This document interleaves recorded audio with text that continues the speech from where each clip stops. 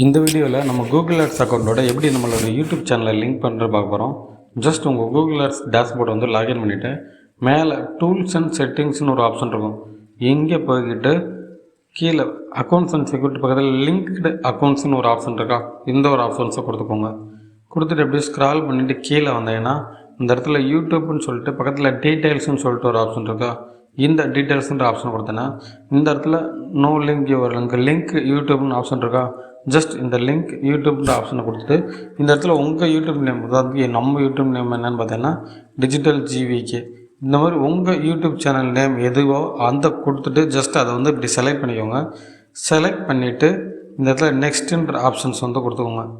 இங்கே configuration settings அந்த channels owner ஒரு இமெயில் ஐடி வந்து செலக்ட் பண்ணிக்கோங்க. அதாவது நம்ம வந்து பார்த்திங்கன்னா டிஜிட்டல் ஜிவிகே gmail.com கொடுத்துட்டு ஜஸ்ட் நெக்ஸ்ட்டுன்னு கொடுத்துறோம். இங்கே பார்த்தீங்கன்னா லிங்க்குன்ற ஒரு ஆப்ஷன் இருக்கா, லிங்க்குன்னு கொடுத்துறோம். அகெயின் டன்னு கொடுத்துருவோம். இப்போ நம்ம லிங்க் கொடுத்தோம் பாருங்கள்,